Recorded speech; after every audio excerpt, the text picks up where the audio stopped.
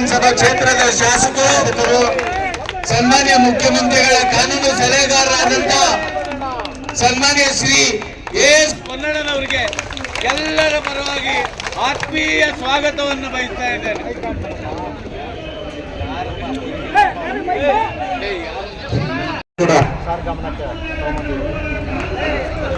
ಸ್ವಲ್ಪ ಈ ಕಡೆ ಬನ್ನಿ ಎಲ್ಲ ಫೋಟೋ ಸೈಡ್ಗೆ ಹೋಗಿ ಹೊರಬೇಡಿ ಪ್ಲೀಸ್. ಎಲ್ಲ ಮಿತ್ರರು ನೌಕರರು ಎದ್ದು ಕೊಡ್ರಿ.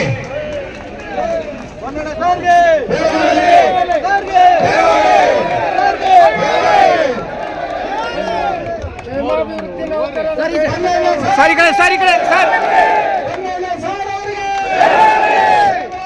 Sir sir sir sir sir ಈ ಕಡೆ ಸರ್.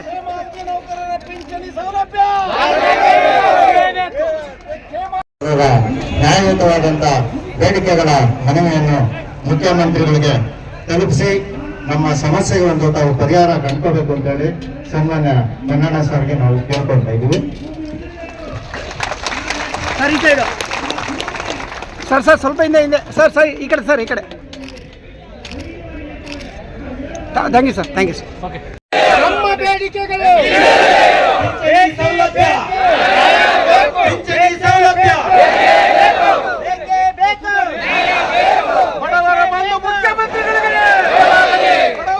ಮುಖ್ಯಮಂತ್ರಿಗಳಿಗೆ ಮಾನ್ಯ ಪೊನ್ನಣ್ಣ ಸರ್ ಅವರಿಗೆ ನಮ್ಮ ಬೇಡಿಕೆಗಳು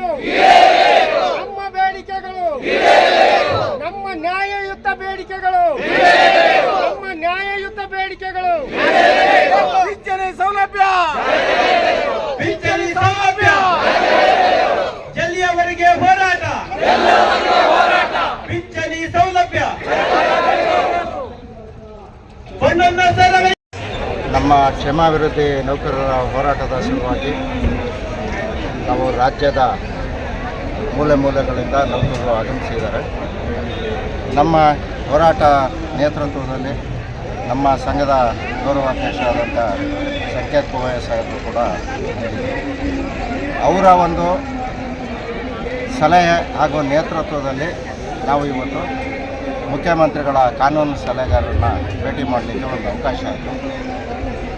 ಮಾನ್ಯ ಕಾನೂನು ಸಲಹೆಗಾರರು ನಮ್ಮ ವೇದಿಕೆಗೆ ಆಗಮಿಸಿ ಮನವಿ ಸ್ವೀಕಾರ ಮಾಡಿ ನೌಕರರ ಬಹು ವರ್ಷಗಳ ಬೇಡಿಕೆ ಬಗ್ಗೆ ತಿಳ್ಕೊಂಡು ಮಾತಾಡಿದ್ದಾರೆ.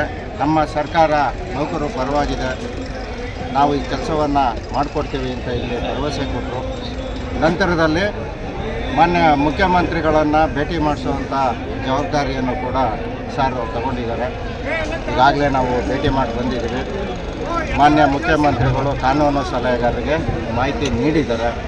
ಮುಂದಿನ ದಿನಗಳಲ್ಲಿ ನಮ್ಮ ಬೇಡಿಕೆ ಬಗ್ಗೆ ಶೀಘ್ರದಲ್ಲೇ ಕಾನೂನು ಸಲಹೆಗಾರರು DPR ಅಧಿಕಾರಿಗಳನ್ನು, ಸಿಬ್ಬಂದಿ ಮತ್ತು ಆಡಳಿತ ಸುಧಾರಣಾ ಇಲಾಖೆ ಅಧಿಕಾರಿಗಳ ಜೊತೆ ಚರ್ಚೆ ಮಾಡಿ ಇದನ್ನು ನಾನು ಮುಖ್ಯಮಂತ್ರಿಗಳ ಗಮನಕ್ಕೆ ತರ್ತೀನಿ ಅಂತ ಹೇಳಿದ್ದಾರೆ. ನಮಗೆ ಸಕಾರಾತ್ಮಕವಾಗಿ ಒಂದು ಸ್ಪಂದನೆ ಸಿಕ್ಕಿದೆ. ಮುಖ್ಯಮಂತ್ರಿಗಳ ಕಾನೂನು ಸಲಹೆಗಾರರು ಕೂಡ ಭರವಸೆ ಕೊಟ್ಟಿರೋದ್ರಿಂದ ಎಲ್ಲೋ ಒಂದು ಕಡೆ ನೌಕರರ ಏನು ದೀರ್ಘಕಾಲದ ಬೇಡಿಕೆ ಇದೆ ಅದು ಆಗ್ಬೋದು ಅನ್ನೋ ಒಂದು ಅಚಲವಾದ ವಿಶ್ವಾಸ. ರಾಜ್ಯಾಧ್ಯಕ್ಷ ಬೇಡಿಕೆಗಳ ಬಗ್ಗೆ ಅದು ನಮ್ಮ ಕಾನೂನು ಸಲಹೆಗಾರರು, ನಾನು ಅಧಿಕಾರಿಗಳ ಜೊತೆ ಅದನ್ನು ಡೀಪಾಗಿ ಸ್ಟಡಿ ಮಾಡಿ ಅವ್ರ ಜೊತೆ ಕೂತು ಚರ್ಚೆ ಮಾಡಿ ಟಿಪ್ಪಣಿ ಮಾಡಿ ನಾನು ಮುಖ್ಯಮಂತ್ರಿಗಳ ಗಮನಕ್ಕೆ ಇದನ್ನು ತರ್ತೀನಿ ಅಂತೇಳಿ ಒಪ್ಕೊಂಡಿದ್ದೆ. ನಮ್ಮ ಬೇಡಿಕೆ ಬಗ್ಗೆ ಅವರು ಸರ್ಕಾರದ ಆದೇಶಗಳು ಏನೇನಿದೆ ಅದನ್ನೆಲ್ಲ ನಾನು ನೋಡಿ ಪರಿಶೀಲನೆ ಮಾಡಿ ಅಧಿಕಾರಿಗಳ ಜೊತೆ ಸಭೆ ಮಾಡ್ತೀನಿ ಅಂತ ಹೇಳಿ ಒಪ್ಕೊಂಡಿದ್ದಾರೆ ಕಾನೂನು ಸಲಹೆ. ಸರ್, ಈಗ ಮುಖ್ಯಮಂತ್ರಿಗಳು ಸಿದ್ದರಾಮಯ್ಯನವರ ಹತ್ರ ನೀವು ಭೇಟಿಯಾಗಿದ್ರೆ ಚರ್ಚೆ ಆಗಿದೆ, ಒಂದು ಪಾಸಿಟಿವ್ ರೆಸ್ಪಾನ್ಸ್ ಬಂದಿದೆ. ಎಷ್ಟು ಕಾಲ ಆಗ್ಬೋದು ಸರ್ ಇದೆಲ್ಲ ಬೇಡಿಕೆ ಈಡೇರೋದಕ್ಕೆ? ಅದ್ರ ಬಗ್ಗೆ ತಾವು ಏನು ಹೇಳೋದಕ್ಕೆ ಇಷ್ಟಪಡ್ತೀರಾ? ಅವರು ಇಷ್ಟೇ ಕಾಲಾವಕಾಶ ಅಂತ ಏನು ಹೇಳಿಲ್ಲ. ತಕ್ಷಣದಲ್ಲಿ ನಾನು ಆದಷ್ಟು ಬೇಗ ಇದನ್ನು ಅಧಿಕಾರಿಗಳ ಸಭೆ ಕರೆದು ನಮ್ಮನ್ನು ಕೂಡ ಆ ಸಭೆಗೆ ಕರೆದು ನಾವು ಜಂಟಿಯಾಗಿ ಅದನ್ನು ಚರ್ಚೆ ಮಾಡಿ ಯಾವುದನ್ನು ನಾವು ಬಗೆಹರಿಸಲಿಕ್ಕೆ ಸಾಧ್ಯತೆ ಇದೆ ಅದನ್ನು ನಾವು ತಕ್ಷಣದಲ್ಲಿ ನೌಕರರಿಗೆ ಒದಗಿಸ್ಕೊಡುವಂಥ ಕೆಲಸ ಮಾಡ್ತೀವಿ ಅನ್ನೋ ವಿಚಾರವನ್ನು ಮಾನ್ಯ ಕಾನೂನು ಸಲಹೆಗಾರರು ಹೇಳಿದ್ದಾರೆ. ಈಗ ಅಧಿವೇಶನ ನಡೀತಾ ಇರೋದ್ರಿಂದ ಮಾನ್ಯ ಮುಖ್ಯಮಂತ್ರಿಗಳು ಹೆಚ್ಚೇನು ಮಾತಾಡಿಲ್ಲ, ಮನವಿ ತಗೊಂಡ್ರು. ನಮ್ಮ ಪರವಾಗಿ ಮಾನ್ಯ ಕಾನೂನು ಸಚಿವರು ಮುಖ್ಯಮಂತ್ರಿಗಳಿಗೆ ವಿವರಣೆ ಮಾಡಿ ಹೇಳಿದರು. ಅವ್ರು ಹೇಳಿದ್ರು, ನಾನು ಫ್ರೀಡಮ್ ಪಾರ್ಕಲ್ಲಿ ನೌಕರರ ಮುಷ್ಕರಕ್ಕೆ ಹೋಗಿ ಮನವಿಯನ್ನು ತಗೊಬಂದಿದ್ದೀನಿ ಸರ್ ಅಂತ ಹೇಳಿದ್ದಾರೆ. ಹಾಗಾಗಿ ಎಲ್ಲೋ ಒಂದು ಕಡೆ ಭಾಳ ವರ್ಷಗಳ ನಂತರ ಸರ್ಕಾರದ ಜೊತೆಗೆ ಒಂದು ನೇರ ಸಂಪರ್ಕವನ್ನು ಕಲ್ಪನೆ ಮಾಡಿದ್ದು, ಅವ್ರ ಜೊತೆ ನಮಗೆ ಸಿಗೋ ಮಾಡಿದ್ದು ನಮ್ಮ ಗೌರವಾಧ್ಯಕ್ಷರಾದಂಥ ಸಂಕೇತ್ ಅವರು. ಅವರ ಒಂದು ಹತ್ತಿರದ ಒಡನಾಟದಿಂದ ನಮಗೆ ಕೇವಲ ಮುಷ್ಕರ ಪ್ರಾರಂಭ ಆಗಿ 2 ಗಂಟೆ ಒಳಗಡೆ ನಾವು ಮುಖ್ಯಮಂತ್ರಿಗಳನ್ನ ಭೇಟಿ ಮಾಡ್ತೀವಿ ಅಂದರೆ ಅದಕ್ಕೆ ಎಫರ್ಟ್ಸು ನಮ್ಮ ಗೌರವಾಧ್ಯಕ್ಷರು ಅಂತ ನಾನು ಈ ಸಂದರ್ಭದಲ್ಲಿ ತಿಳಿಸ್ತಾ ಇದ್ದೀನಿ. ಮುಂದಿನ ದಿನಗಳಲ್ಲೂ ನಾವು ಜಂಟಿಯಾಗಿ ಹೋರಾಟವನ್ನು ಮುಂದುವರಿಸ್ಕೊಂಡು ಹೋಗ್ತೀವಿ. ಗೌರವಾಧ್ಯಕ್ಷರು ನಮ್ಮ ಜೊತೆಗೆ ಇರ್ತಾರೆ.